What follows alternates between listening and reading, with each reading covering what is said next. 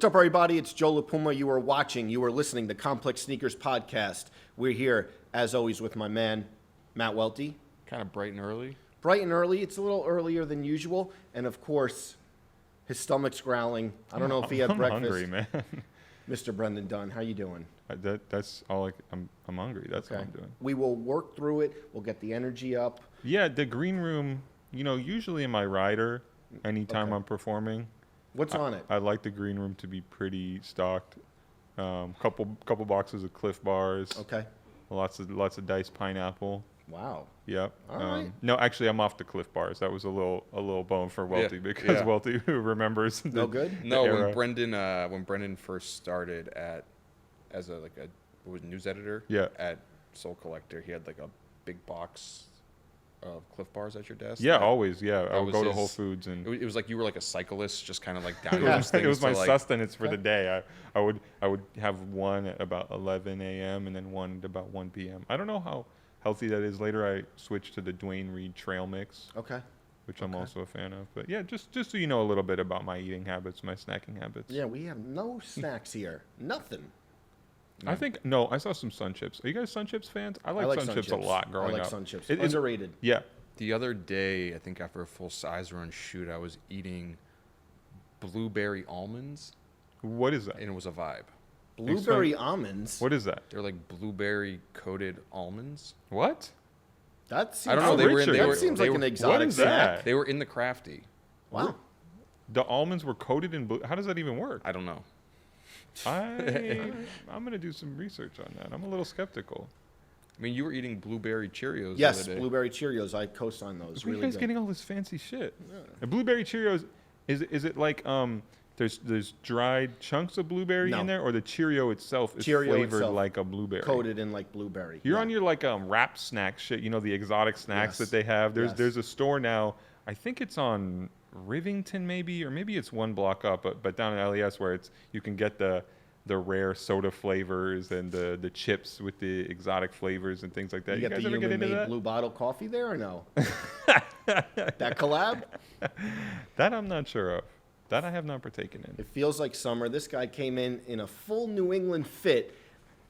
Yeah. Talk about the Kennedys, a classic.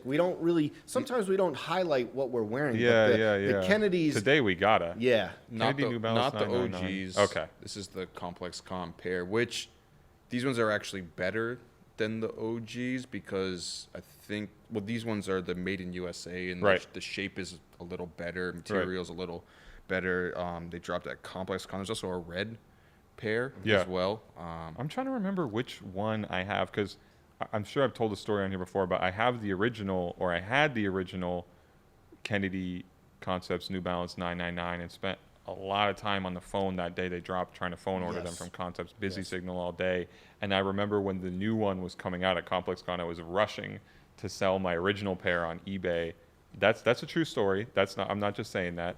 Rushing to sell them on eBay before the new one came out, and I feel like I still It's got like dumping a stock. a little bit. Didn't they have a sandcastle that was like the Yeah, they shoe? built Yes. a sandcastle Yes. at Complex Con. Yeah, I can't remember though if I have that pair or the red pair, but great shoe. Complex Con, in the morning, walking the floor and seeing all the displays before the Yeah. madness, that's something that I always look forward to. We'll be And back. stopping by every booth and saying, Yes. hey, I'll be back by 10 And and a that was half, the whenever. that you was have the, a- that was the crazy year too. That was, what was it, 2017? That's when I did the Clark Kent sneaker shopping Yeah. at Complex Con, and Where he like was just everything like, dropped. he was like going to your point, like Yeah. going around all the booths and like, Yeah. what do you got? What do you got? And then Sean dropped the 97 one, Yeah. Sean Weatherspoon, Yeah. and he was like setting up the booth, and me and Clark were just walking by, and Clark was like, Sean, what up, blah, blah, blah. And Sean just gave him the 97 ones. The early. concepts dropped. The Union dropped those mismatched Jordan 1s. the gold joints, that was Yeah, crazy. there was like a riot out for those. Wasn't it, was the NERD, NMD? NERD, NMD. the Chanel one? Was no, that? the No. NERD black one. Very Okay, rare, okay. though. The Nike had that big booth in the middle where they were dropping like all the Air Force Yeah. Ones. That was that same year? Are you Yeah. sure that wasn't the next year? I don't No, know. that was- I get the years That was mixed up. no. It was all. This guy, his memory. I know, so it it was was I all kinda the same. It defer was to all memory. the same year. Was I that, believe. That was not the same year as the undefeated Air Max 97. Yes, it was. It was all Really? the same year. Really? Because I didn't get to go. That was the first Complex Con I got to go to, and I remember that being there because the first Complex Con 2016 didn't get a chance to go. Nor I. Told I was the last person on the list who didn't get approved. You could buy 2 tickets. Carly told you. They put you on Spirit. Fond memories. But yeah, we'll be back this year though. Yes, we will be back. Looking forward to that. And this podcast may have a presence at Complex Con. We'll I hope see. so. We'll Give see. away some sneakers. We've or something. done Complex Con for the first one. Yes. Yeah. For the first, our first podcast was actually at Complex Con. Yeah, but you know what? I feel like it's a lot better now. That Definitely. first one was a good time, and we gave the people in that packed room what they wanted. But the Complex Sneakers podcast has evolved since then. Absolutely. That was like our first time just thrown into the wild, packed room. We didn't really know what we were doing. And look at, 2 years later, here we are. Who would have thought? Have Look you at guys- us. Have you Look guys at ever us. flown Spirit before? I don't think so. Have you, Brendan? No, but when I lived in Europe briefly, we used to fly a lot on things like Ryanair. Yeah. Which were these That's cheap the airlines. that's the UK. Yeah, Yeah. you would get a ticket for 15 euros or something, or the ticket was like $1, and the only thing you would actually pay was the taxes and things on it. So They were would really just- small planes, too. Yeah, right? yeah. So we would just look up. I mean, it's the equivalent of Spirit, I guess, but never flown Spirit. But we would just look up where we could get the cheapest flights to. So we would fly to Yeah. Oslo because there was a cheap flight, or fly to Morocco because Yeah. there was a cheap flight. So I've certainly done that in my time. Have you been on Spirit? I didn't do Spirit, but I flew Frontier. And that's a It's kind of a Roger one. Pretty bad. And then the funny part about it is that I was going to Atlanta with my friends, and we drove down. Okay. Dumb enough for a soccer game, but I wanted to fly back, and I booked the wrong week. I did it the week before, and I got the You're alert. you're not that I good got- at I- travel. I- There's always something with your I got travel. the alert. Always. Oh yeah. I've gotten better. I got the alert on my phone that oh, your flight is in 2 hours. I'm like, wait, but Yeah. the thing matches until next week. And then you know what? I had to buy, and it's a cheap airline, so they won't give you your money back. So I had to just Yeah. man up and buy another ticket. Didn't you hang out with Trinidad on that trip to Atlanta? Yes, Really? Yes. How many years ago was that? this was 2018. Oh, okay. Not 2019. No, No, we gotta always give it to him because the Yeah, memory. he knows it his was years. 2018, like end of the year. Gotcha. Yeah, hung out with Trinidad. We Good won't time. share too many more details Yes. about, It was a about wild time. Trinidad About at that Complex one, Con, total vibe as well. Total Yes. vibe. Yes. Yeah, some memories, man. Can't wait to be back. Speaking of back, I'm kind of back on my running stuff right Are you? now. Yeah, You've been going every day? yeah. Did you That's run why today? you know if you text me at 8 a.m. and I'm I awake, was hitting you up and that's why. Yeah. That's exactly why. We might have to do like a take it to the track. We always talk about these fake group outings that we're gonna do and we never do. But I'm gonna throw another one out there. Maybe we can do the mile PR. I might try and break your 5:30 time from high school or something. yeah. You can lace up the Zoom Citizen and we can do Let's a couple do it. laps. Zoom Citizen lasts what? 15 meters. I put on the Zoom Citizen. I get to the Yeah. 15-meter mark and it collapses. Photo finish. Do you pop the top out on the runs? Do I what? Pop the top? What's What that? does that mean? No. No.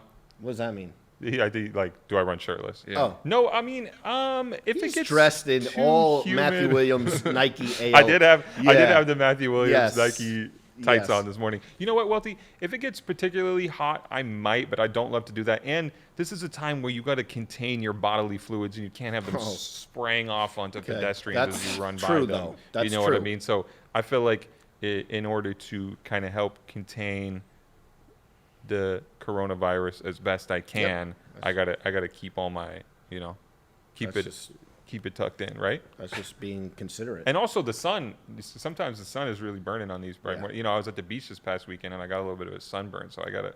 There's multiple reasons why. No, I'm not dropping. You said drop the top. Pop the top. Pop it. Excuse me. Okay. Do you? Yes. Totally. Yeah, he's not doing the Murph challenge for nothing, right?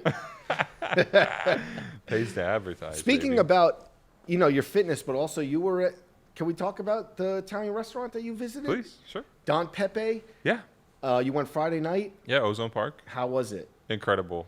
Don Pepe, they mentioned in Entourage. Don Pepe is like a staple. I haven't been there yet. We gotta go, Joe. What'd you have? We had the shrimp luciano with Okay. the linguine Okay. and the chicken Don Pepe, which I had a couple bites of, Okay. and the fried peppers as well, Nice. and a chilled bottle of red. Wow. Okay. was sitting on the table. We made some mistakes. Okay. I don't know about you guys, but when I go to a restaurant for the first time, I'm preparing, I'm studying, I'm looking at the menu, I'm figuring out what could go wrong or how you do this or how you do that. And then still sometimes you end up looking like a rookie. So they brought the bread basket out. Okay. And I'm there with a friend and we're sitting there eating bread. And I'm like, I wish I had some butter or some olive oil or something for this thing. And eventually another waiter comes by and he moves the bread basket. And underneath there's a plate with all the butter. So little things like that where they could tell we didn't know what we were doing. But it was really good. You know, it's always tough when you have like the restaurant cheat sheet. Yeah. Like someone tells you this is what you should order. Yeah. But you haven't memorized it, and you want to like kind of look cool, like, oh, I know what dish Yeah, is here. exactly, But also, exactly. like, you have the iPhone notes. The waiter comes, you're with a guest, and you have the iPhone notes, and you're like, yeah, I'll have this, and then you're like looking at it like defeats the whole purpose. They don't have one thing and you're like, oh, I got an Audible, and then you Exactly. have no idea. Exactly. Brooklyn Nets rolling. You didn't go, lifelong Net fan. Did you go yesterday to Barclays Center? I wasn't in attendance. Everyone no. says that it's basically over. Yeah, The- I mean, what, they're the- rolling. James Harden. James, That series, the Milwaukee Well, Bucks, the- or yeah, the it's whole just- Eastern Conference. The whole Eastern Conference, right? You think so? I mean, they won like 120 to 80 last night. James Harden not playing, and they are rolling. KD, Kyrie, you know, who was in attendance. Our podcast, even though you were not in attendance, our podcast was well represented. This is true. Yes, you're right. Super You're right, you're right. producer Dave Matthews was in attendance. He held us down.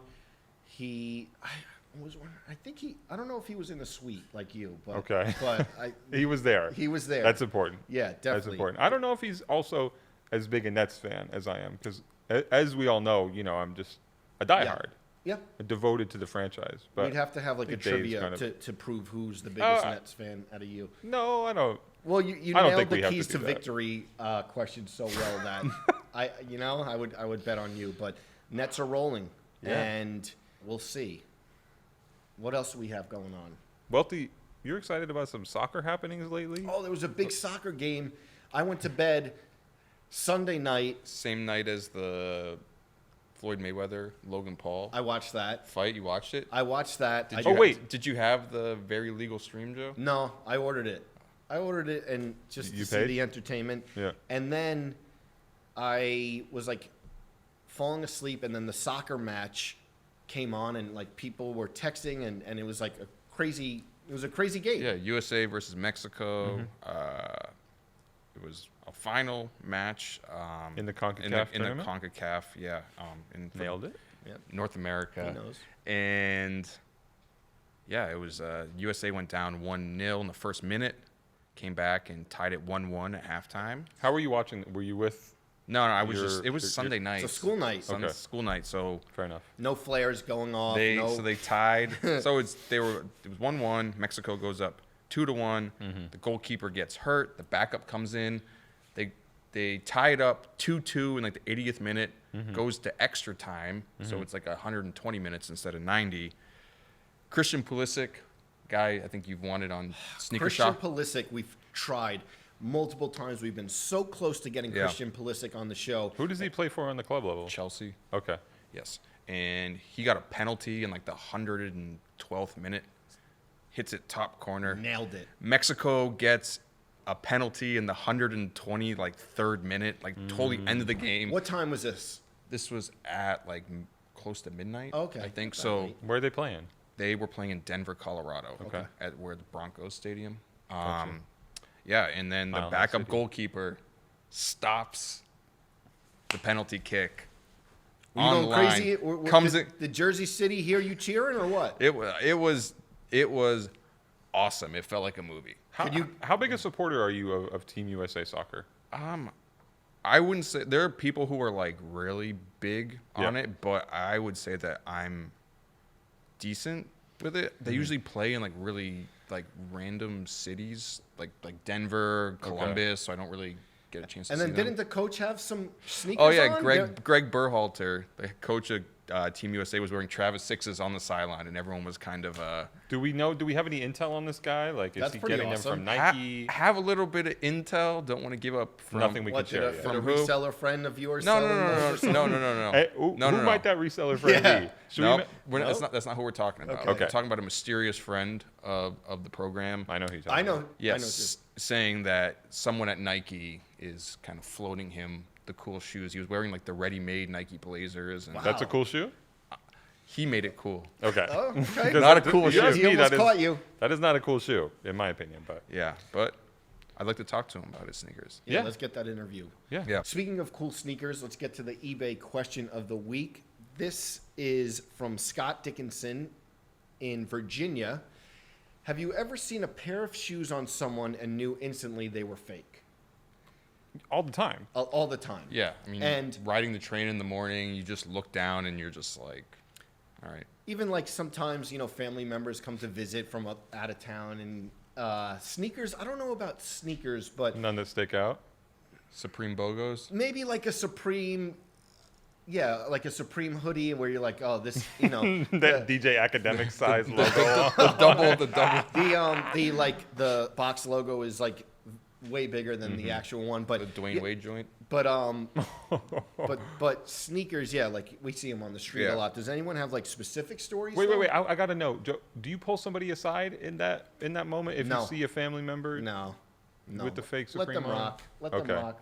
If they're cool with it, I think if I it's know like that's a like- close, I think if it's like a close friend of yours and it was something that they thought was actually Yeah. real, then you're actually maybe like doing them a bit A of a service, favor. yeah. you want to prevent them from purchasing the fake thing. But Yeah. once they buy it and they're like, it's a little too far gone, you don't want to be. Personally, I feel like he may, but like I don't want to be that guy being like, hey, He might be that guy. Yeah. Have you ever been that guy, Welty? In a different removed life. Okay. Yes. What happened? Was there 2 weeks something I stick think out? it was in college way back in the day, so probably like 2007 or something like that, in like the 2008, like in the peak of like the whole Bape era, where you used to see like fake Bapes Frequently. all the time, and it was like, Probably more than the real ones. yeah, it was like the odds that someone actually had a real pair of Bapes on in that era was like slim to none, you Yeah. know. And I just remember someone wearing fake Bapes around campus. I had gone out drinking that night, as college students are known to do, and he had like the dry erase board on his Those his thing. really after the dry erase boards It was after Twitter. It was When Twitter back people in the came day. when people came home from the bar, the dry erase boards, you wake up the next morning and wild stuff. Yeah. And I think I just went up and I wrote fake Bapes ?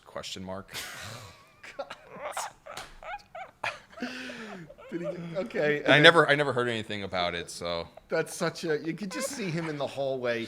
You could just see him With the stumbling. permanent in. marker? I don't know about that. What shoes were you wearing around then? I mean, you're trying to like. Think about it, though. Think about it. What For you to shoes- comment fake Bapes on the dry erase board, what a night out in college? What do you think you were wearing? Were you wearing like? No, I never wore good shoes out Okay. in college, right? Did you wear good shoes out in college? Not to bars. I had two shoes that I used to wear out when I was in college. I had a pair of black Vans half cabs and a pair of Nike Delta Forces, because Two shoes I could never see Welty in, Me in either. 2021. Me either. but it was just like the whole like you didn't want to go. There was nothing to kill your buzz more than being in like Nickel night. being in a basement party, Yeah. and then back then no one even really like knew or cared about sneakers at all, so kids would step Yeah, up, totally. step on your shoes and like not even think twice about it, and be like, dude, why are you mad about it? You're like, what do you mean, why am I Yeah. mad about this? Well, the important thing is he wasn't wearing fake Bapes. Yes, and the other important thing is we got that detail, so Reese can animate that story. We appreciate that. I don't have a lot of ones that stick out in my head specifically. I mean, yeah, all the time we see people with weird looking Yeezys or things that are definitely not legitimate. I remember, this is not on someone's feet, but I remember being at Buffalo Exchange in Eugene, Oregon. This is in college, and finding some dunks there and knowing they were too good to be true. I think I found Red Lobster dunks, the Concepts ones, bringing back the Concepts. And this was in probably 2009 or 10.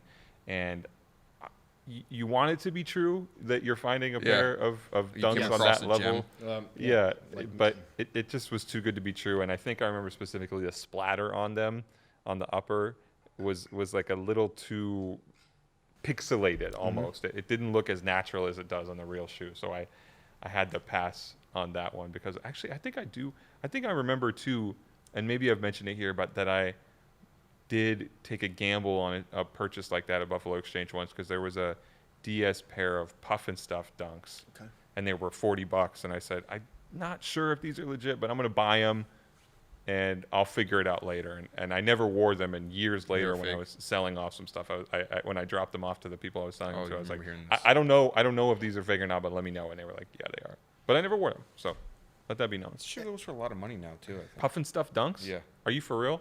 Do I need to look it up? Also, recently, Look it up, I Jamie. mentioned it on this podcast before, but when I was home over the summer, I sent you guys the Tiffany Dunks that I knew were fake, and I was just like, let me see if there's a shot that maybe they are real. I send it to you guys in the group chat, the Tiffany Dunks from years and years ago, and Welty, in 5 seconds, responds, totally fake. So he brought back some of that college energy.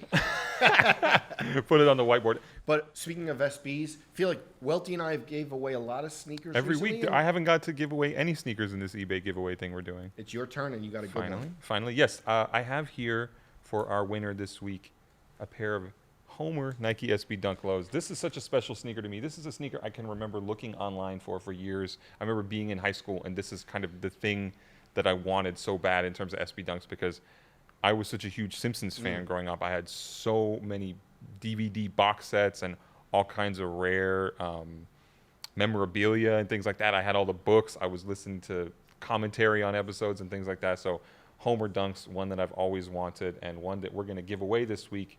Again, our eBay sneaker giveaway. Authenticity guarantee tag on there just so you know it's legit. That's very important. The winner is, as Joe mentioned, Scott Dickinson from Roanoke, Virginia. Joe, do you have a pair? I don't have a pair, but I like that the question related to spotting fakes and then the eBay Spotting real. Yeah, authentic. this is, when you see that on there, you know it's legitimate. Oddly enough, the biggest memory I have of that shoe is Murs wore them in the Badman music video. Okay. That's a little bit of knowledge Nice. that most people probably won't get, but Yeah, Dave Matthews apparently knows the MERS reference. I see him just in the background waving around. So And just so people know how this works, we're giving away sneakers every week, and basically on Friday we're going to tweet out from the Complex Sneakers account a call for submissions for people to ask us a question here on the podcast. If we pick your question to read out on the air and answer, we are going to give you a free pair of sneakers as chosen by us, thanks to the good people at eBay. So, and if they're not your size, you can sell them on eBay, of course. Yep. No fees, over $100. awesome. Shout out to you, Scott. all right, so guest of the week, good friend of yours, no better Yes. person to introduce them. Yes. Our guest on today's podcast is a Super Bowl champion and was an all-pro wide receiver for the New York Giants. While playing in the NFL, he was widely recognized as not only one of the most stylish players off the field, but also one of the league's biggest sneakerheads. With the blogs, magazines, and brands taking notice of his fashion and footwear choices, in 2015 he joined only a handful of legendary NFL athletes to get their own signature sneaker. In fact, his Nike-designed shoe was the first of its kind when it came to an off-field lifestyle shoe. Multiple colorways of his sneaker would sell out, and some special makeups hit some places you may never thought they would. In 2018, he also got his chance at releasing 2 pairs of Air Force Ones, and a year later, he dipped into the high-fashion footwear space with the Pierre Hardy collaboration. You can still catch him wearing heat on E's Daily Pop Morning Show and leading your workouts as a coach on his fitness app, Ladder. Please welcome to the Complex Sneakers podcast, our friend, Victor Cruz. What up, baby? What's How you going on, doing? everybody? Thanks for having me, man. I appreciate it. Thanks for joining. We're going to get into your sneaker We're history. happy to have you, Vic. I feel like this is some insight for us, like into the Kith group chat. You know, these are two They have high-ranking, no idea. Kith officials right here. I feel like exactly. this is special. Absolutely. But Vic, I want to take it way back before all of that, and I want to know Okay. kind of what you were doing in terms of footwear as a young man in Paterson, New Jersey. You know, where were you getting shoes, and which shoes meant a lot to you back then? Man, for me, it was dreaming about shoes because my mother was like, yo, man, like, you can't get these. Like, this isn't happening. Like, the Dion Diamond Turfs, Yes. like, I would dream about those joints sitting in the corner of my bedroom, like, appearing one day, you know, as a surprise from my mom or something like that. But never happened. I doubled back later and got a couple pairs. But as a kid, I did a lot of dreaming, and then Air Force Ones really hit. And then that's when I was like super Air Force One kid. And I was your boy was wearing mids back then because mids were hot when I was young. So it was like jewel check mids, all of those were kind of my thing. And then just kind of collecting those and just being a fan of just sneakers. You kind of felt growing up that sneakers was not just like something that was, put on your feet and keep it moving. It was like, it was your identity. It was who you were. It identified who you hung out with. Like, it was so many things embodied within the sneaker culture that I understood at a very young age. Wasn't there something where you were kind of begging your mom for the Jordan 12s, I think it was, and you skipped a couple meals in order to save up the money for them? That's a fact. That's a fact. I skipped a couple meals, but God bless my mom. She waited in line for me. I still kiss her on the forehead randomly to this day. Like, yo, Ma, thank you for just like She waited being in a line so. where at? So this was downtown Paterson, New Jersey, at the Foot Locker right on the corner. Everybody knew like that's where you pick up your kicks at. I had a plug there, but that day you still had to wait in line. Like, it was still bread 12s was like a thing. Like, you still had to wait in line. So mom's waited there. I think she waited like an hour, like a good hour. Missed an hour of work. Got there later. Meanwhile, I'm at school, crispy, like showing off to people. But yeah, I think that was like the start, not the start, but that's when it was like became a thing where I was like, I gotta have these, and you started to feel that affinity for the sneaker culture. Was there a moment kind of where it changed from those Foot Locker pickups and things like that to the whole sneaker boutique or the limited edition stuff for you? Yeah, it was it was different for me because I kind of came from both sides, right? I came from a level of when sneakers were accessible. Like, I used to walk in and like joints would be on the shelves, like ready, sizes, full size runs, like trying things on. So like I come from that era, and then now to come kind of full circle where, I mean, I'm losing on sneakers app every chance I get, just off the sheer fun of it. I love doing that stuff. But I think it's like, it's just that transition leads me to appreciate both sides of it. It's like, I appreciated when there was, a plethora of sneakers out there on shelves. And then now, fast forward, it's like, I appreciate the exclusivity and how people like kind of crave and go crazy for them, because that's the love you want these sneakers to get, because the storylines and everything behind them are just so powerful. Vic, when you went to college at UMass, I know Amherst is kind of like in the middle of nowhere. Was it hard to get shoes out there that were actually cool? Yeah, like I had to, how was I getting kicks? I would drive down to Springfield, which is like the hood, and like, find our little spots there. But it was very difficult. I was ordering a bunch of shoes. I remember being on my Sidekick, right, in college, and like going on different sites and different joints out.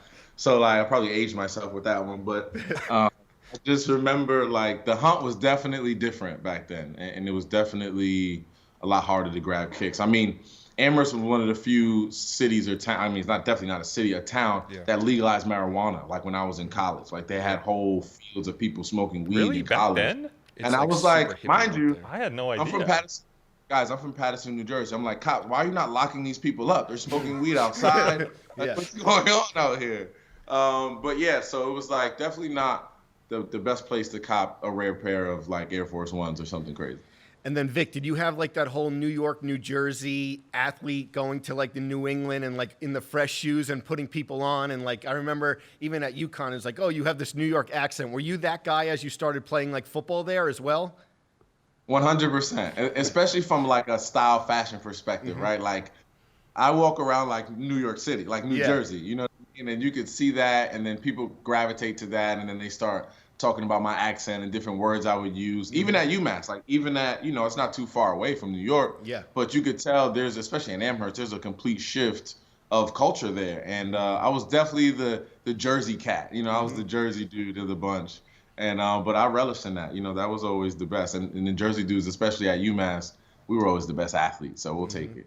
Nice. So we'll take it. on that college level, was that the first time maybe you were around people from sneaker brands? Like, did you have in your idea at that point, I could go pro, I could one day be affiliated with a sneaker brand? Like, when did you finally get that idea in your head to where that could be a real thing for you?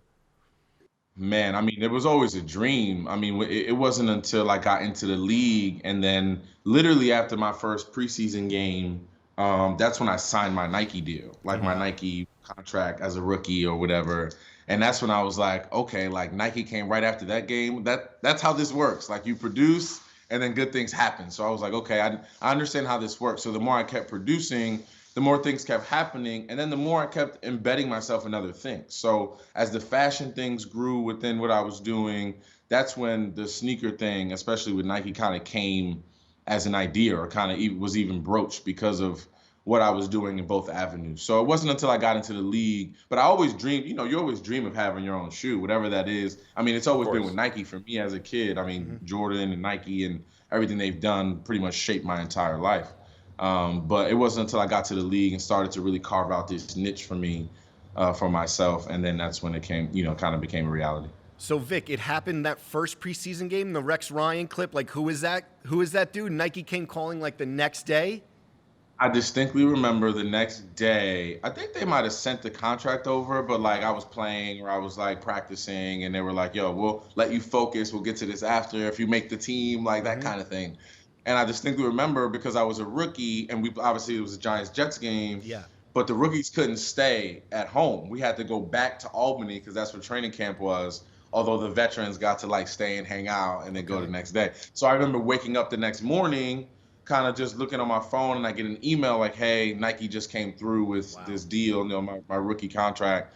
And then we kind of went from there. And even though it was just a rookie deal with like some merch and like whatever it was, I was like, yo, this is like official. You know what I mean? Like you couldn't tell me nothing. So I quickly understood how when you produce well, good things happen. And I wanted to keep producing well so I could keep getting the perks. Amazing. When did you first take off on the internet? Being someone, you'd post on Instagram with sneakers and everyone started paying attention to you. You're doing interviews with like DJ Vlad for Sneaker Watch back then, getting posted on all the blogs. What was that attention like for your shoes? Well, I think it was dope. I mean, it was dope just to have an energy around shoes, just to have a thing that I grew up loving and just being a part of and being able to talk about it and be on these platforms. I think one thing that I did, one photo I remember when I got the Galaxy Foamposites. And I posted them, and then that picture like went crazy. And then from there on, I kind of started showing up at these sneaker shows and like these trade the trade shows and everything like that, and just either wearing fly kicks there or just trading, buying. I just wanted to be one with the culture. Whatever was going on, I wanted to be there and be part of it. So just showing up at those events and people just getting to know me and getting to know my personality, hosting a couple of them. It was dope, and I think that's what really like embedded me in the sneaker culture, definitely, especially in the tri-state area. But even being a Nike athlete at that time, I know you said that you still were buying sneakers, or you still couldn't get everything that you wanted. Like, how much were you blowing on shoes back then, even though you were getting things for free? I mean, man, I was in. If anybody knows Sneaker Room in Jersey, I was in there maybe. Siraj. I was there 2-3 times a month, spending at least anywhere from $1,200 to like $2,500 on some shoes. Well, and then I had a child, and then I'm like, well, I can't just have her not wear these shoes. So like now it just doubled. But yeah, I was I would say, especially back then, as much as I was getting, on the arm or like through Nike, I was probably getting an equal amount like purchase. And I was even going to buy my own shoe. I had to go buy my own shoe.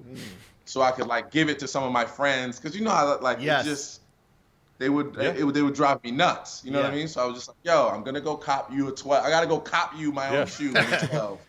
I think Kanye West has a story like that. After the Yeezys came out, the first Nike Air Yeezy, that he was going on eBay and buying pairs for people because he didn't have enough to kind of spread around, because everybody just assumes you have 400 pairs ready to go at any given time. Like I could just back the truck up to your house and just dump of my inventory, all of my stock on your front lawn.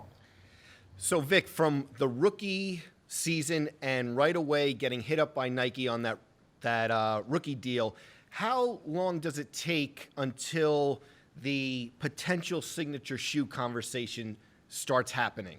So it wasn't until, after my rookie year, because I got hurt that year, and then I came back the next year, and that's the year we won the Super Bowl. Okay. So I think my deal was about a 3-year deal, so it ended the same time that my Giants deal ended. So we had to renew both at the same time, which was a fantastic time frame for me, if anybody's paying attention out there.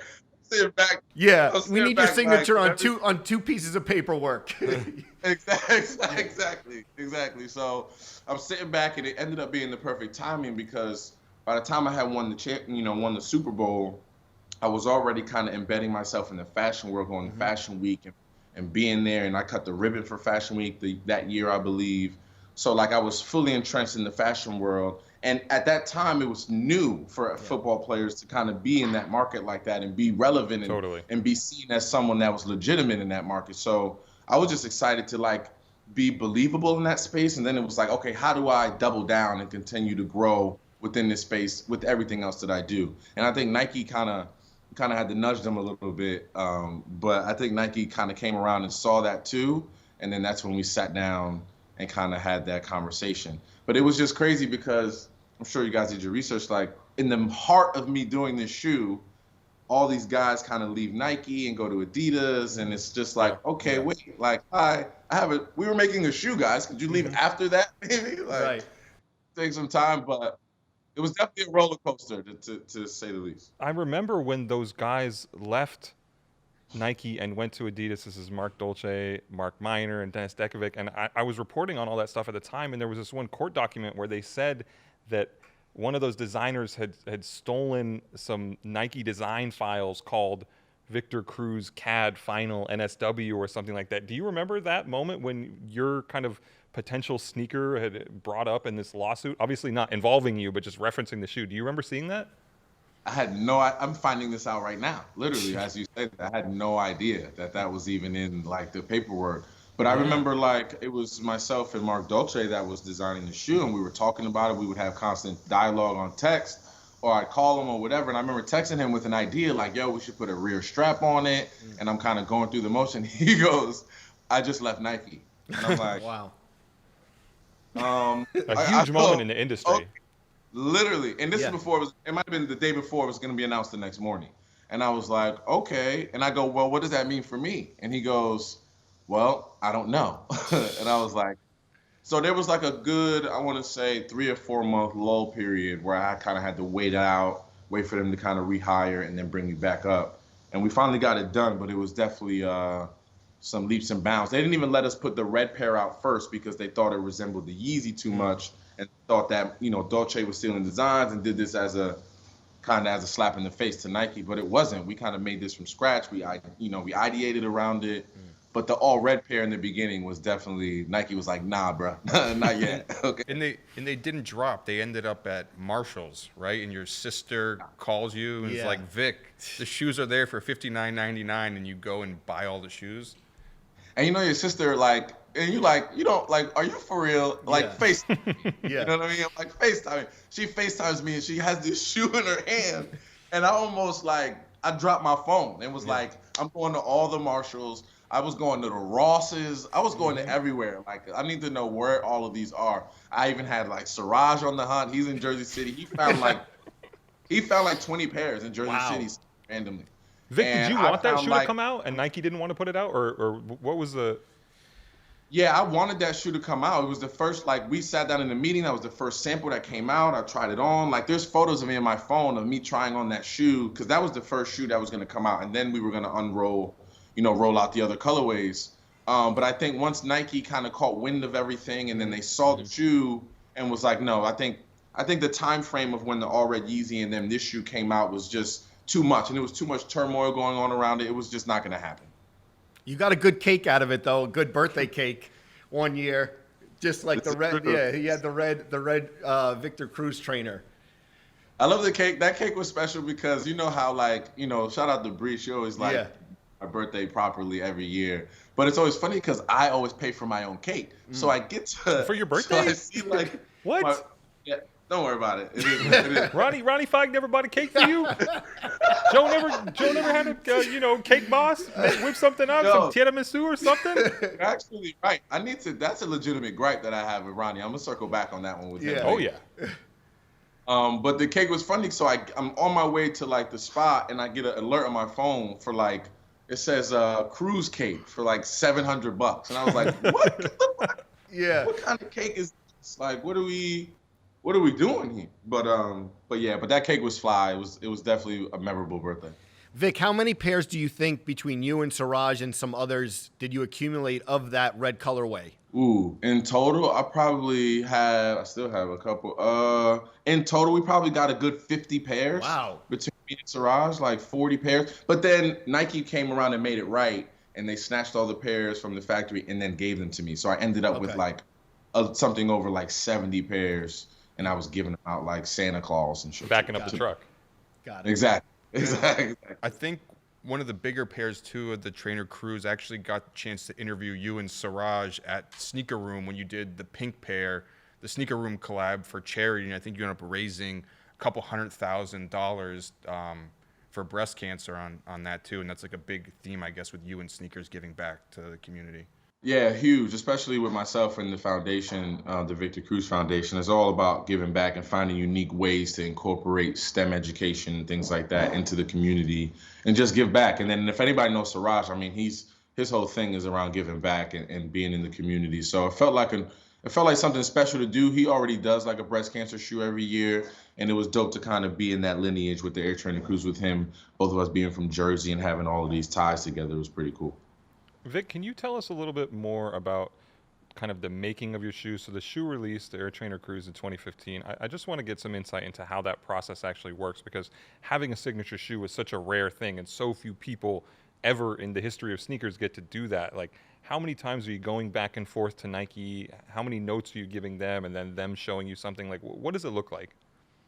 Yeah, so initial conversations are pretty actually fun. Like it's, when you're going through the process, you kind of don't even know you're going through the process because they're asking you questions like, what's your favorite cars and what are your favorite shoes right now? What colors do you like? Show us your favorite clothing. Show us things.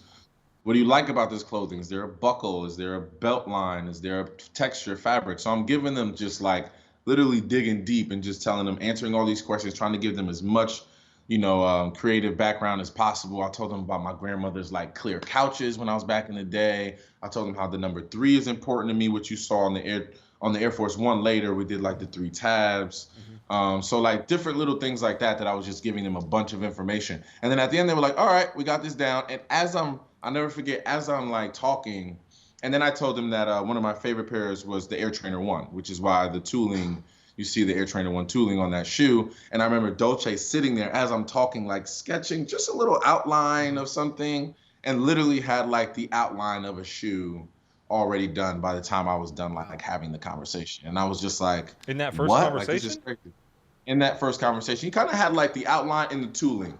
And we talked about like being the first shoe with like 2 straps on it. How do we do that? How do we execute that so it doesn't look too gaudy or too much?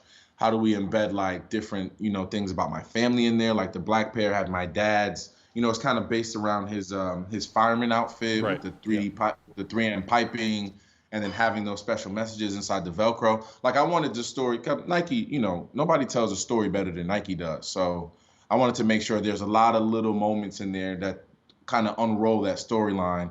As I thought I was going to be making the Air Trainer 1, 2, 3, 4, and 5. So we wanted to, have something in the beginning that we could unroll and unveil throughout the rest of the sneakers if I ever got that opportunity. How close did you get to a 2, 3, 4, 5? Was there ever any conversation for a sequel? We had, it was funny, before the first one even came out, they loved it so much, they was like, yo, we're doing a second one. And I was like, okay, this is it. Like, okay, we're going to start the lineage and things like that. And then I remember it was Ben Kirshner that was working on it at the time. And we started making some initial, shout out to Ben, and we started making some initial conversations and initial CADs. But then out of nowhere, it just deaded it. They just canceled it. And I think part of it was, again, you're producing on the field, you're going to keep getting the perks. I unfortunately got injured towards the end of my career when we were making those thinking about making those second and third pairs. That's when I got hurt, and it was like, oh, you ain't on the field, it doesn't work. You know what I mean? So I think that was part of it, to be honest. How special were those like Nike Sportswear, Nike Lab, 21 Mercer days? Like, were you just like treated like a king when you'd walk into the store? Oh man, let's be honest, they still treat me like a king when I walk in there. Let's be very clear about that. You dropped it. Yeah. No, I'm just playing. No, those days were dope. Like I remember going in there and then going into the bespoke room, and you just see like DJ Clark Kent in there making something, and then you have a whole conversation with him. Next thing you know, you're in there 3 hours, and you get to see new shit that's coming in and out. Like it's just an experience. It's a whole thing. It's not just about the kicks. Obviously, that's a microcosm of why you're there.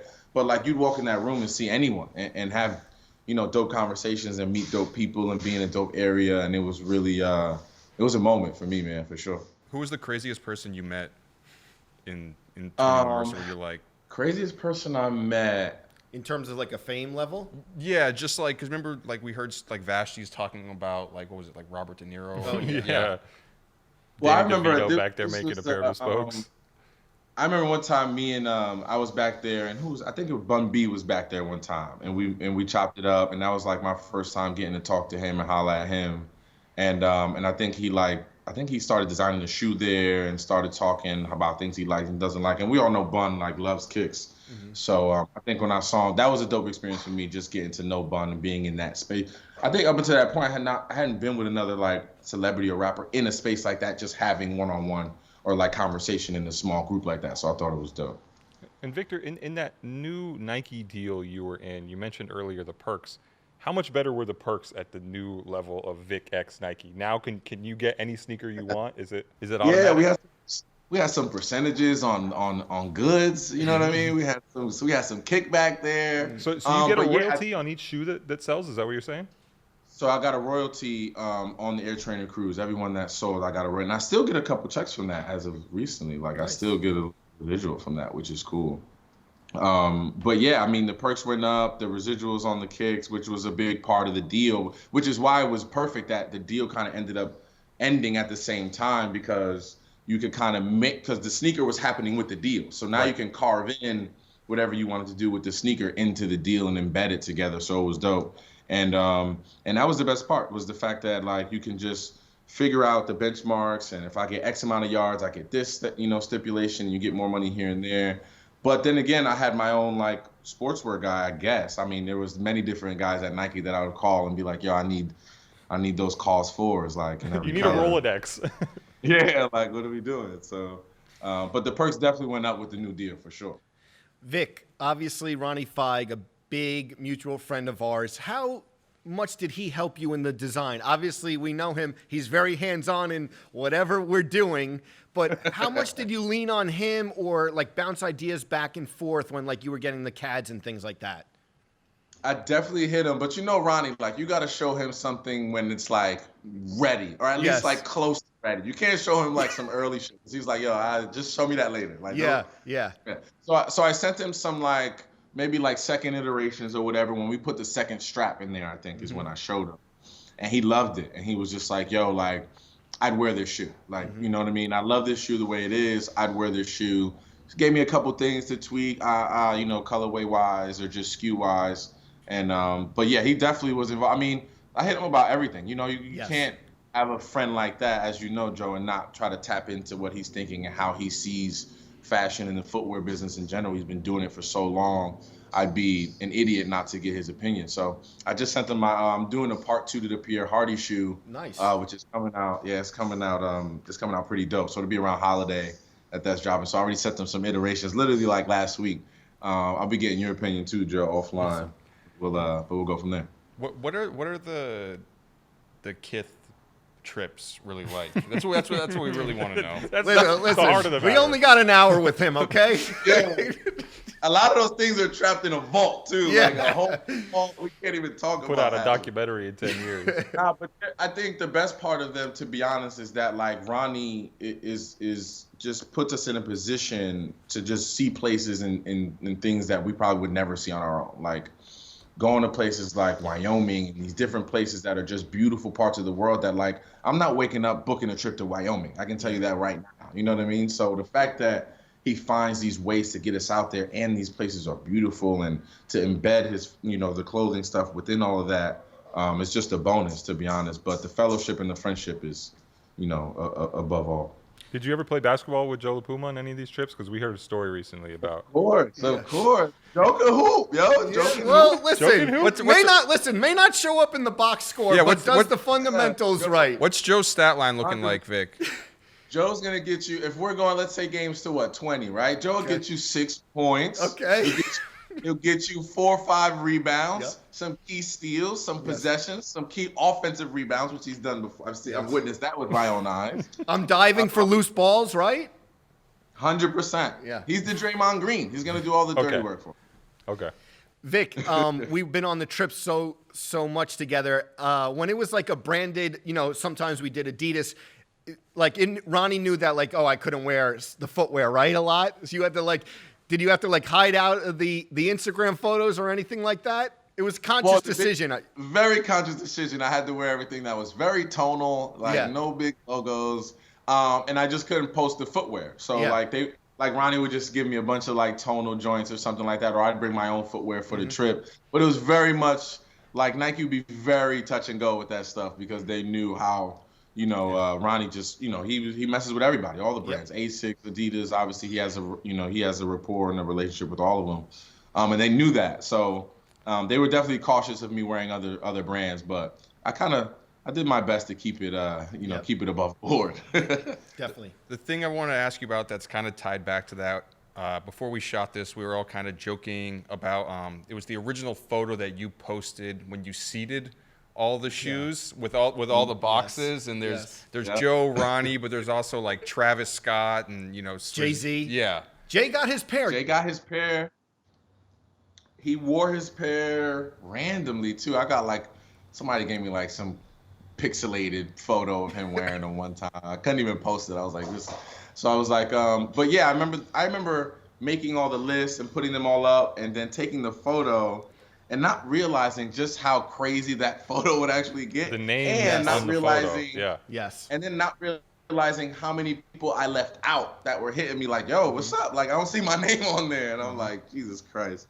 But it was definitely one of those moments that like, I still get Swiss Beats still talks to me to this day about that moment when he saw his name on the boxes. I love that. And you have Joe La Puma's name in the company of Swizz Beats, LeBron James, Wale, Fabulous, Jay-Z. I'll tell you, that photo, we always talk about it. Like, when we hear from people we haven't heard from in years, like, you could, sneaker shopping, knock on wood, has had some really big guests on it, and like, you don't hear from, but when that photo went up on Instagram, I heard from people I haven't heard from in like 6 years. Trying to like, get you a pair? No, just like, Joe, we see your name next to like all these people. So that was definitely you were right like in between. I think you were right in between Drake and Action Bronson. Yeah, listen, I was like, I got like texts from like numbers that I didn't have saved in my phone. Like, we saw like in that group of the star-studded seating list. So that was a good moment for your friends company. as well. Yeah. I know you had got said Joe that hot out here in these streets. I love it. I know you had said that you had given Eli Manning a pair. Did you ever get an update if he wore the shoes or not? You guys had some like Hoboken nights together? Man, I still haven't gotten a visual on Eli rocking the shoes. Eli's running joke to me is the most hilarious thing. So I had a brand called Young Whales, like in my early. Yeah, I remember that. You remember that? Yeah. So I used to seed it out to like everyone on the team, and I never got Eli one, right? And I think I put like a hoodie on his chair one day or something, but somebody must have took it or moved it or whatever. So his running joke to me is like, yo, I didn't even get a Young Wells headband or anything. Like, anything for me. And I was like, Eli, I put it in your locker. Somebody must have taken it. But every single time he sees me, he was like, yo, I wish I had that Young Wells shirt or anything, man. I have Just one piece. It was pair of socks or something. Exactly. But I definitely seeded him a pair. Knowing Eli, he probably like got it framed in his house. He'll never rock them probably. I feel like the Jay-Z picture is up here, but Eli Manning in the Air Trainer Cruise is right there. It would be right there. Where's Joe La Puma in that? A little lower. That's okay. Yeah, Eli and Jay-Z is probably like right there if we get a picture of Eli. Vic, I want to know too, obviously you care a lot about sneakers in general, and I have to assume that to some extent, even while you were at the height of your Nike deal, you were probably interested in sneakers other than Nikes. Were you quietly kind of buying stuff and, never publicly putting it on, or are you really just the Nike guy through and through? Yeah, I had I had a couple of pairs of Turtle Doves and things like that back in the day. What was that? The 720s, the high top joints, the high top 750, yeah. The 750, I had those. So I was like and I love Stan Smith. So I was like, I still got like 10 pairs of Stan Smiths brand new in the box right now. So I was definitely a fan of other sneakers, a fan of other shoes. And I was secretly like hit like other brands, like Jeff Staple would make something. I'd be like, yo, I need that, but don't post me or nothing like that. So I would definitely create those relationships, but I was always a fan of other brands for sure. Vic, what was it like when you told your mom, who waited in line that hour for the Jordan 12, I think it was that you said, that you were getting a sneaker, multiple colorways, and you're homaging your father and you're having these messages in it? What was her reaction like? She was like in awe. Like she couldn't believe that I was like in this position to even get these kicks and have these sneakers and do something with Nike and be back and forth to Portland and be on FaceTime with them as they're ideating and getting my opinion on things. Like she was really and then right after that wore off, she was like, well, I need every color and every pair and every like. I was like, okay, you got get it. every So color? she was still every single color. I had to, are you kidding? You think I want turmoil in this? Like I can't go. She I got the can't rose show gold up at my Ricos house. and everything, right? Yeah, everything, every single colorway. And she'd be mad. She was one of the people I had to like go and like buy a couple pair for because like, you know, I ran out of inventory here at the crib and had to get her a pair. So she got every color, and every now and again she'll pull up like if we're going out on Saturday or we're going to the mall or going somewhere, she'll like pull up in her pink joints or like in her wheat colored joints, just trying to flourish on me. So it's all good. Vic, I heard you say too that towards the end of your career, when you were kind of like trying to shop yourself to other teams, that there were some NFL teams that didn't want to sign you because they thought you were too into sneakers and you wouldn't be focused on playing. Yeah, so I think my agent was telling me this, that, you know, that they thought I was worried about fashion a little bit more than I was worried about the game. And I was like, well, I mean, none of the fashion stuff comes without the game. But if that's how you feel, and then at that point, I was already late in my career, and I was like flipping the bird to everybody. I could care less. You know what I mean? Like I was like, I'm over it, and I just wanted to find my next chapter, my next journey already. And luckily, I had done some good things like if it wasn't for me being embedded in fashion and trying to like understand it and really entrench myself in it, I'd have none of these opportunities that I did after the game of football. But I think when I was doing it, football was just so young and they just didn't understand, you know, what I was trying to do. I mean, and then now you got everybody trying to show that they're fashion forward and showing their style and being themselves, and it's paid off. So I'm just happy I stuck to my guns and kept doing it, kept going forward, going to Milan for Fashion Week and going to Paris and being there and just making that sacrifice. That's really what it is making that sacrifice to be there and do what I like to do. But yeah, it was crazy. Like, you know, Chicago took a flyer on me, and I went out there and played for a little bit. But I remember, was it Carolina? You know, Carolina brought me in, and I thought I was in.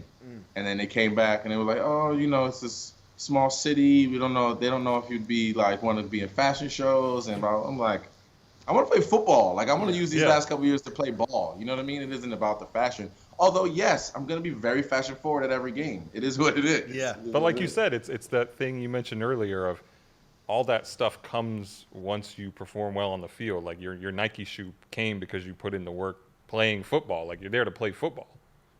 Exactly, 100%. And I knew that, like, I knew very clearly early on, like I mentioned before, like the football is going to drive everything else, and still does. It kind of still is the overarching theme of my life. I can't escape that. But I knew if I do good at this, everything else will follow. All of the perks, everything that I want to do in life will follow if I do this the right way and I behave myself the right way and treat people the right way. I knew that the good things come from that. Vic, I heard you say that you really wanted I think it's the Jim Red Air Jordan 1s that were the European exclusive, and you made someone fly to Switzerland to buy the shoes for you? What's that story? Technically, I didn't make him fly there. He wanted them too, and he just happened to just be going there. Shout out to my man Derek, who like he goes above and beyond for all sneakers. Like he literally, I think he was looking them up and saw that the last pairs were in Switzerland. It was and a was Euro like, only well, release, right? Yeah. Euro only release, and he found a couple pairs, and they were only in Switzerland. So he was like, "I'm booking a flight," and I was like, "Are you serious?" He's like, "Yeah." I was like, "Well, here's my 600, so you can just go get my pair too." Like, so he literally, like a man of his word, went out there, got my pair, brought them back, and they're one of my favorite shoes. I try not to wear them too much, but they're one of my favorite pairs of Jordan 1s for sure. Is that the craziest thing you've done for a pair of shoes? I believe that was the craziest thing I've done for a pair of shoes. I'm still trying to think through my mental Rolodex. I've done a lot of different things for sneakers. I've driven to Philly in a blizzard. Wow. For what?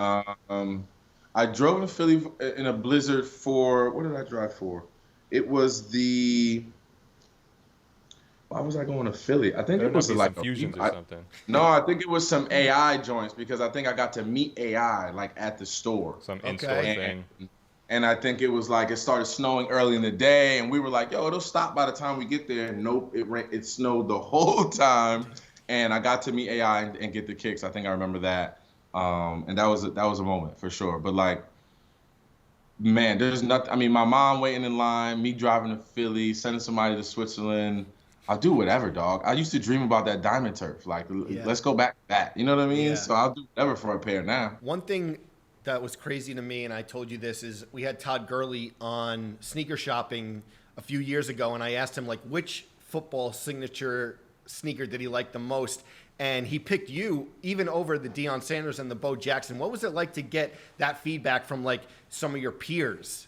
That's ill, man. Todd's my guy too, man. Such a good dude. We have many conversations, but it was humbling, to be honest, to see guys that, you know, come after you and still appreciate what you've laid out before them. You know what I mean? And still appreciate, like, from a fashion perspective, like what I've done, and for them to love it that much to call it their favorite is like incredible. Like I always, you know, keep that in the memory bank in high regard and be grateful for the opportunity to make something that was that dope. And it's always like, I love on Instagram too, like I always get a random tag from someone in like Japan rocking my shoe or something like that. And I'm just like, yo, this is dope. Like for them to still be, you know, in love with this shoe and still want to throw it on is ill. Hopefully, I mean, this year's the 10-year anniversary of the Super Bowl. I'm trying to get Nike to retro these things. I don't know if I feel like I'm still too young for a retro. How's the campaign going? Are we in some people's ear yet? No, this is the start of it. Look at this. Look at this. This is the beginning.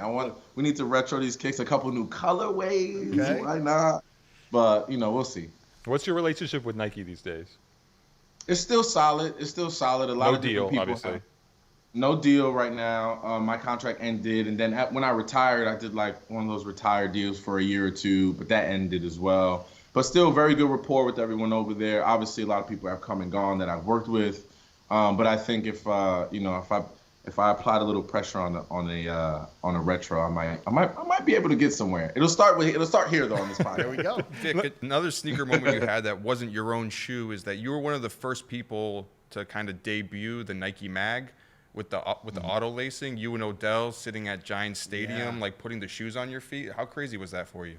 That was crazy. I remember me and O just looking at them like, yo, like these are insane. Like the fact that they were just motorized and like you could hear it kind of enclose on the foot after seeing it on Marty McFly. Like the fact that we were holding them in our hands and being able to try them on was crazy. And they were in our size and they didn't let us keep them. I'm like, yo, Nike, for real? You didn't get to keep the bag? They didn't let us keep the pairs, but I'm sure the promo looked great and all the Yeah. They cleaned them up and sold them or something for retail?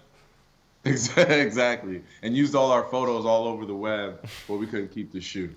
Vic, when Odell was in between deals, did you talk to him about it? I know it was a little later, but when there was rumors like, different brands were coming at him and then Nike gave him a really significant deal. Did you talk to him during those days about the two deals or multiple brands coming at him?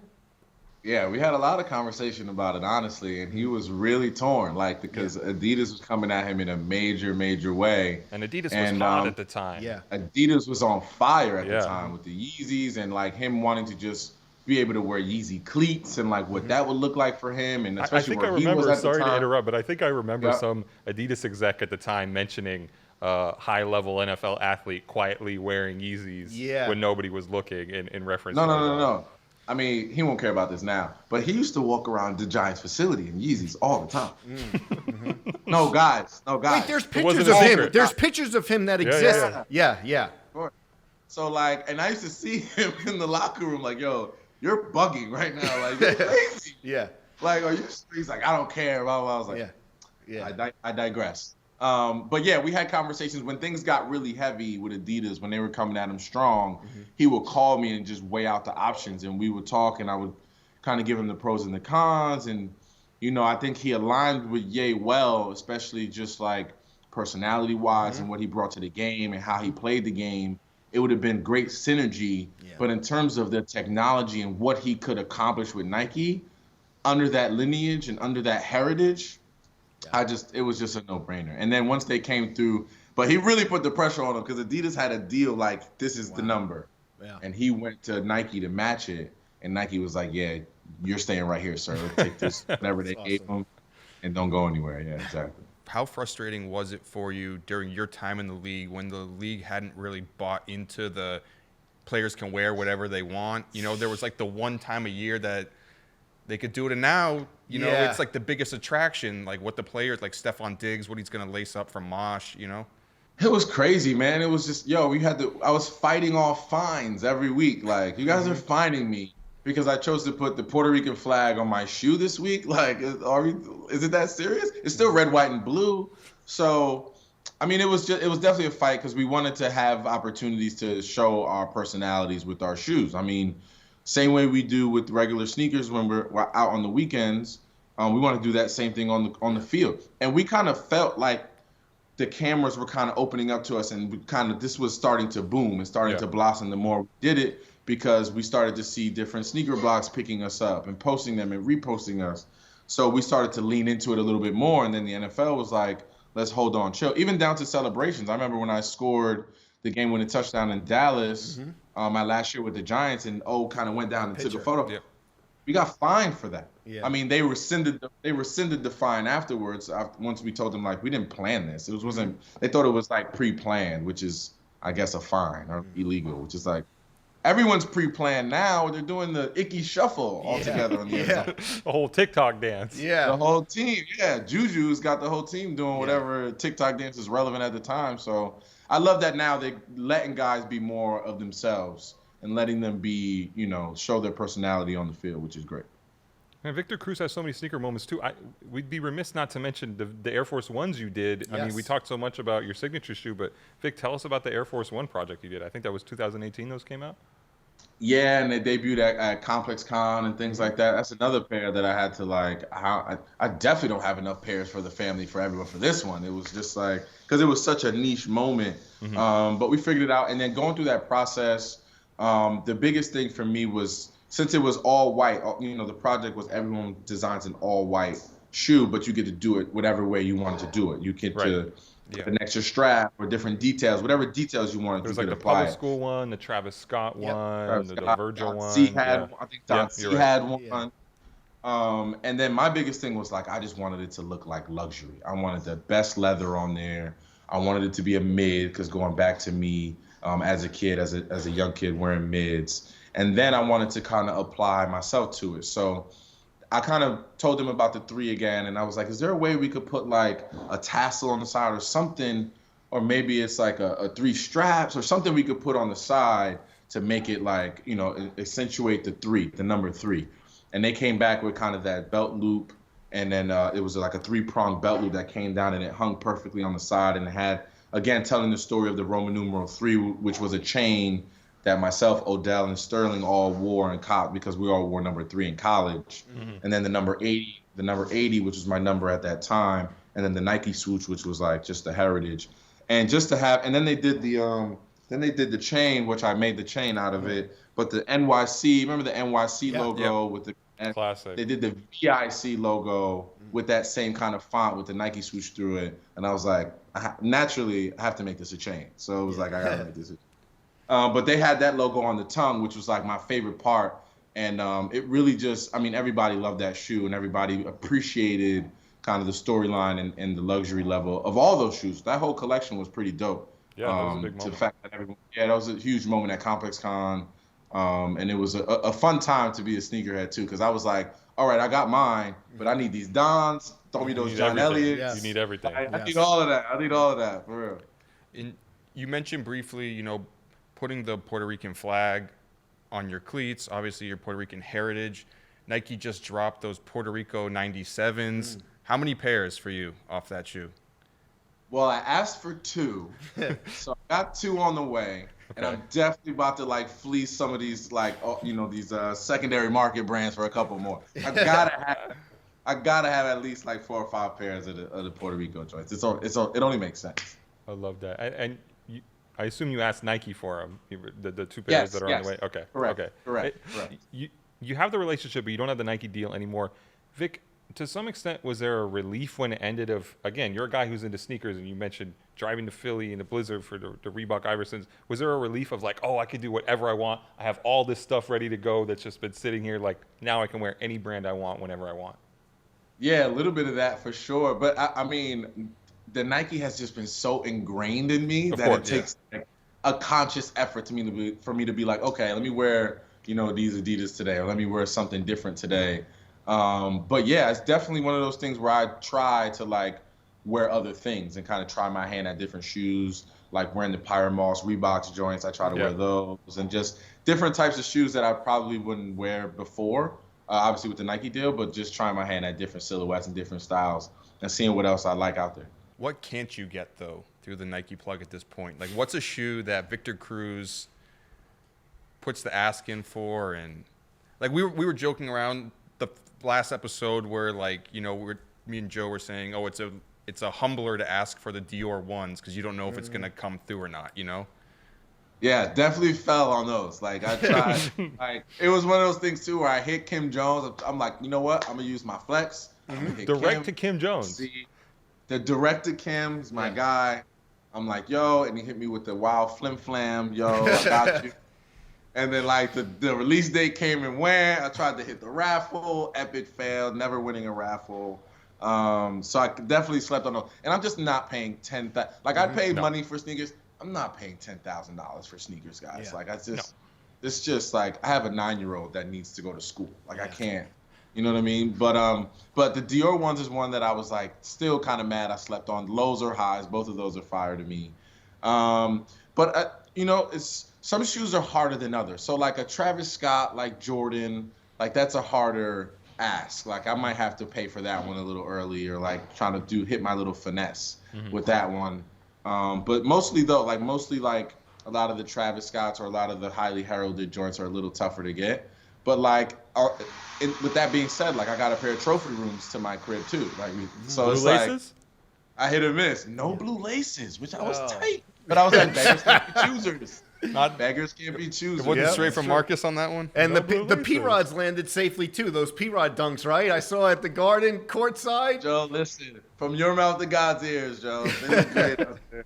They look great out there. Yeah. I was happy. It was one of those things where P-Rod hit me, and I was Yeah. like, oh, he's not about to ask me for my address right Yeah. now. Like, I was geeked. And then he hit me for the address. I was like, yo, thank you. Love and that. it was only right to wear him courtside at the, and they won. Knicks won Yes. that game too. So it was a good day. It was a good day. Love it.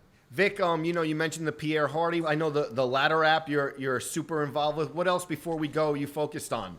Yeah, so Pierre Hardy's driving the boat right now, trying to get that done. I'm trying to amp it up. So the biggest thing with the last shoe was it was a little expensive. It was like $875. It was a lot. So I wanted to make That's a like birthday another cake. shoe that was, yeah, literally, literally.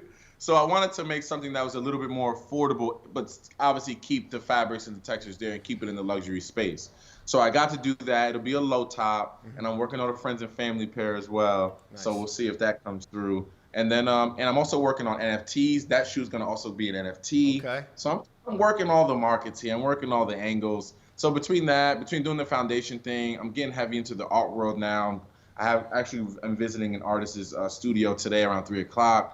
So I'm just trying to figure out how to embed, what I'm doing and get inspired by different things, and then different things come to fruition. So just doing that, continuing the TV stuff at E! News, as you know. I got a gig on Broadway a year ago, but it hasn't, obviously COVID has stopped that. So we'll see if it comes back You're in around. a Broadway play? Yeah. You're gonna be in the Harry Potter thing?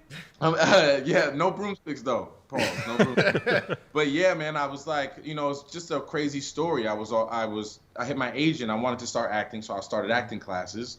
After my 3rd class, agent hits me back. I got you an audition. I say stop playing. This is You're just like the fine. Nike deal, like the first preseason game or whatever. Less than a week. The paperwork man comes has to him talent. less than a This week. man has Okay. talent. Yeah. High IQ. A week You guys later. don't even understand. My mom literally is like, I don't know what it is with you, but Yeah. nothing is a normal task. Everything's like this explosion of like, boom, this is happening. So I get an audition. I go in there. I do what I have to do. I walk out and they're like, man, we think you have, a good rapport with this role. We think you understand this character. We want you to have the role. And I was like, oh. It's my first audition. You guys are aware. I don't even know if what I did was right. Like, I don't even, you know what I'm saying? Like, excuse me. But I think they saw something apparently. And now, whenever the theater gates open again, I'll be out there on Broadway. I can't announce what show and everything just yet, obviously, but I'm Hamilton? excited, man. I'm You gonna be in anxious. Hamilton? Hamilton. I'm definitely not singing. I can give you that. It's I won't not a be Lion King.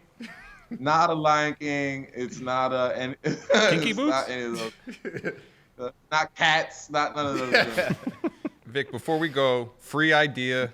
If you're doing NFTs, I think you should drop the sneaker seating photo as an NFT. I love that. It's funny you say that. I'm doing something similar with a tweet, but I'll leave it at that. Okay. Look at free ideas. Look at that. He's trying to get on the next photo with the name. You got a long way to go. I just don't need it. I just don't need an invoice in 6 months after it goes Yeah, live. exactly. Well, Victor, thank you so much for taking the time. We really appreciate it, and you chopping it up and talking your sneaker history. Can't thank you enough, man. Nah, always a pleasure, guys. Keep doing your thing. I'm a huge fan of the pod, man. Keep crushing it. And Joe, I'll see you on the next Kip trip or in the Yes, city sir. somewhere. Yes, Who sir. knows? All right, thanks, Vic. Take care, man. Thank you, Thanks, man. guys. Thanks so much for watching the Complex Sneakers podcast. We will see you guys next weekend. Please make sure to like and subscribe, and hope you guys have a great weekend.